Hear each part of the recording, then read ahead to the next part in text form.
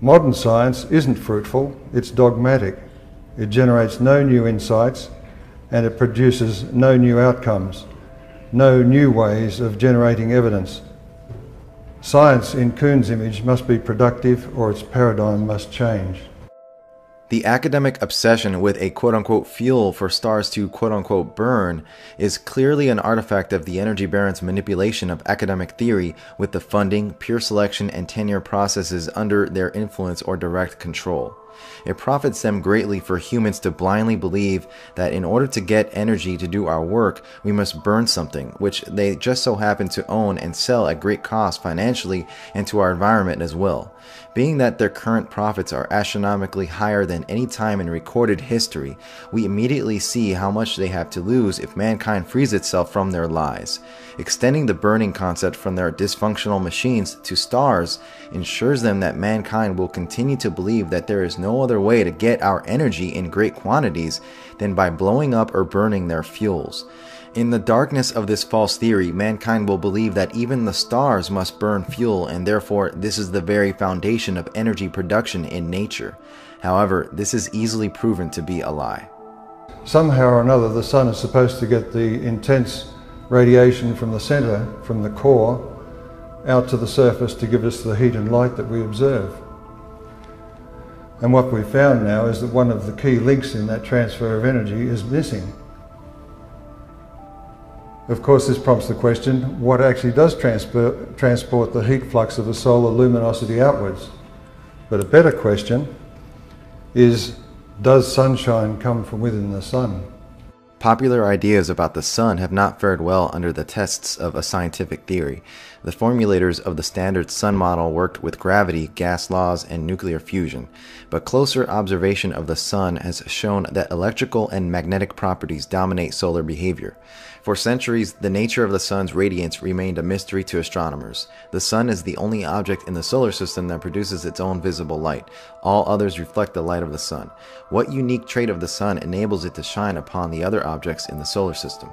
Today, astronomers assure us that the most fundamental question is answered. The sun is a thermonuclear furnace.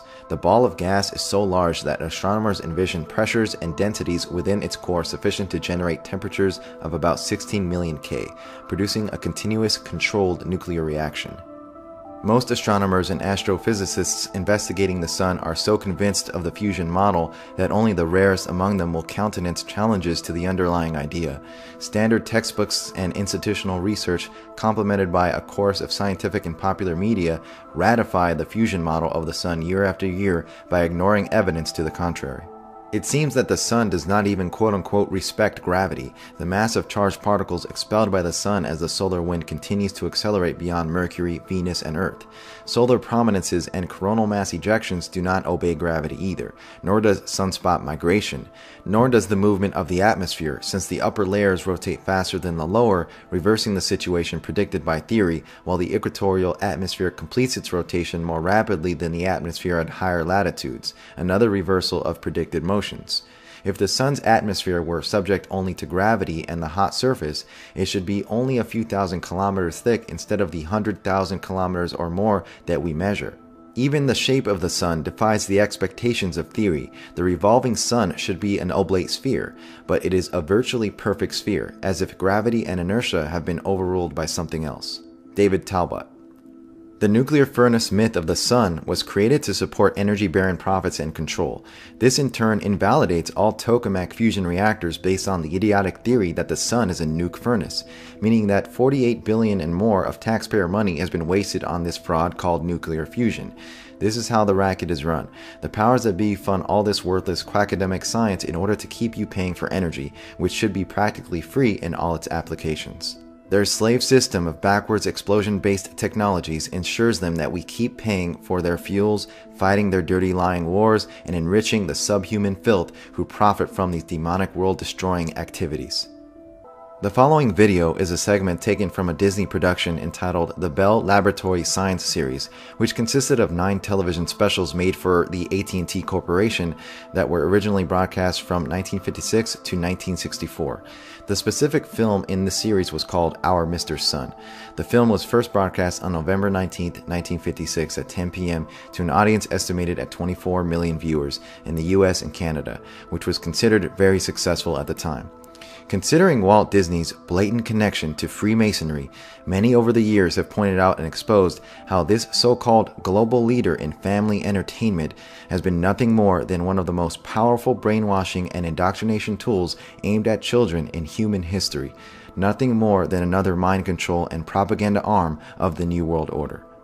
And so it is not surprising that Walt Disney was fully on board and used to propagate the nuke furnace model, as millions of kids were told that mankind understood what our sun really is and how it works. Regarding this particular propaganda from Walt Disney, Robert Otey states, Freemason Walt Disney is selling us the thermonuclear sun myth back in the 50s, which burns fuels just like our crappy explosion-based slave technologies. How nice for his energy-barren buddies in the Masonic network. That way, nobody will look to nature for other causes. Nature does not use explosions like hydrogen bombs to power her stars. The electricity which fills all space is imploded through the poles of stars to generate electricity as discharge, which requires no fuels at all, just the opposite to our slave technologies owned by the energy barons. Nowadays, we know that this is an electric universe and that the sun is electric and not a nuclear furnace as was falsely believed since the 30s. Academia holds on to and protects this false slave model because it is owned by corporations which sell fuels for the explosion-based slave technologies we are offered as the quote-unquote only option in our present world. This entire explanation is pure science delusion and was never remotely believable. The nuke atom has been a myth since its idiotic inception and has been thoroughly debunked. For example, see D.B. Larson's The Case Against the Nuclear Atom. So once again, if these huge megalithic projects such as CERN, ITER are based on a faulty premise to begin with, and we know based on overwhelming evidence pointing to the fact that they've suppressed real technology and knowledge from mankind to solely benefit the ruling power structure and criminal global control, what are these projects really for? What is the true agenda? This is the question we need to ask. We need to ponder these pertinent questions because a paradigm of true technology, true freedom, true knowledge that the ancients who understood electricity and magnetism and were masters of sound and frequency were well aware of is hidden right under our very nose.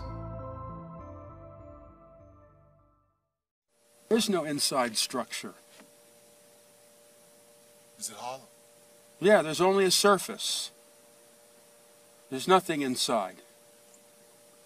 Is the sun actually, do you believe, combusting in on itself? It's not burning anything. There's no fusion in the sun. That's well understood. Proven. Yeah, well, there's just not the way to prove that there is any. It's only in the flares that you get fusion.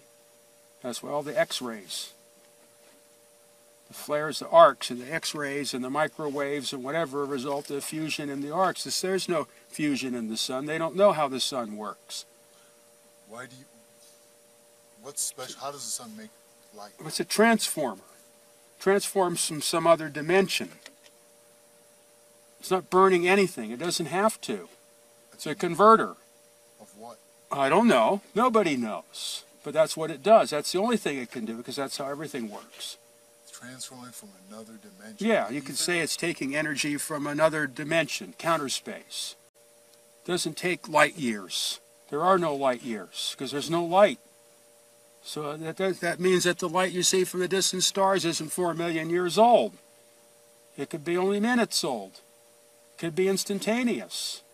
All the theories collapse. We know the answer not only to your energy, but to what makes other stars in the universe shine. Thermonuclear reaction. It's the key word that wound up the universe. Thermonuclear. 8 to 5, they've made a hydrogen bomb. We certainly have, Mr. Sun. And the news rocked the world. But with you, it's old stuff. The equivalent of 4 billion hydrogen bombs have been going off inside you every second for some 4 billion years. Give or take a billion. What smart guy figured that out? Dr. Hans Bethe of Cornell is the gentleman. In 1938, he announced that the source of the sun's energy is the fusion of 564 million tons of hydrogen into 560 million tons of helium each second. 564 to 560, where did the missing 4 million tons go? Just disappear? Disappears as mass, as matter, but reappears as light, heat, and all sorts of radiation. Quite a trickster, old Saul, making 4 million tons disappear. 4 million tons? That he is. Roll 12. I brought along a trickster friend of mine, Thermo the Magician, who has an act which he claims explains the sun's magic. I am Thermo. I will do for you such a trick only me and the stars can do. Pay attention. This is one way to make a hydrogen bomb. Nature's way. So, hydrogen. 1, 2, 3, 4. What is hydrogen? The smallest atom from which you build all the other atoms. So, we will weigh the hydrogen. Scale. Each bottle weighs exactly 100 ounces. 4 bottles, 400 ounces. Remember that. 400 ounces. So, now, carbon. This is carbon. A piece of coal to you. That is what I start with. Hydrogen and carbon. So, now I will heat them. 30 million degrees I will heat them. How? In a hydrogen bomb, it is done by exploding an ordinary atom bomb to ignite the hydrogen bomb. For the stars, they do it by pressure, gravity, like our Mr. Sun.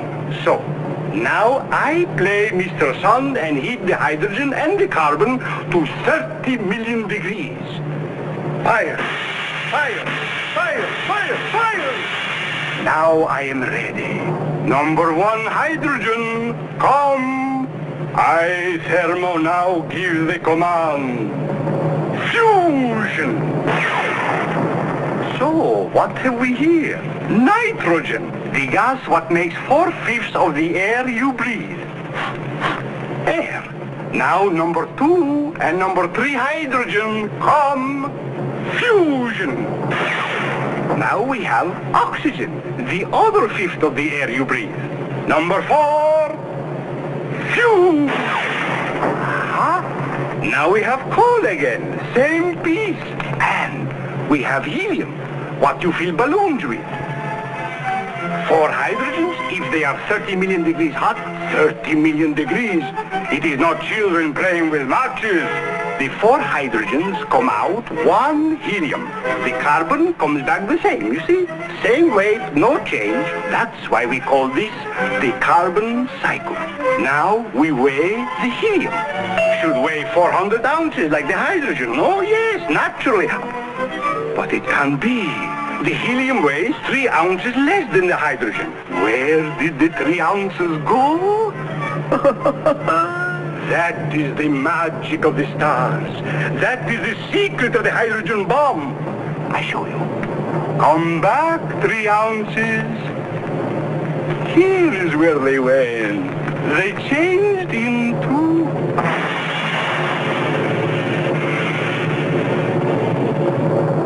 Now the energy in those 3 little ounces that completely disappeared as matter, that energy is enough to raise the Empire State Building 2,500 miles high.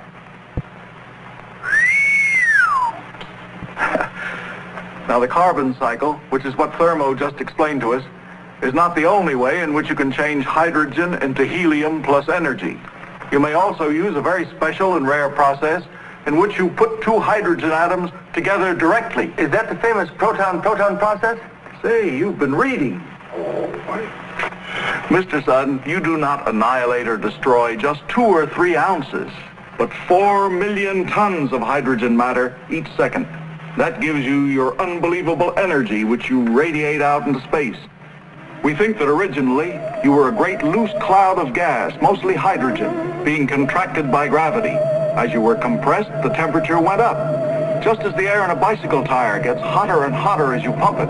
Finally, the temperature in your core reached the necessary 30 million degrees needed to trigger the thermonuclear reaction. Presto, the furnace was lit, never to go out again as long as you live, Mr. Sun. The hydrogen began burning into helium and energy. Gravity tries to compress you, burning hydrogen tries to expand you. And the two forces just balance each other. Oh, it's perfection itself, a furnace made of its own fuel, an immense continuous hydrogen bomb, operating at an even heat for billions of years. And today, instead of temples, rituals, and hymns to the sun, it's domes, gadgets, charts, and numbers. I'm demoted to a specimen, a pile of facts and figures.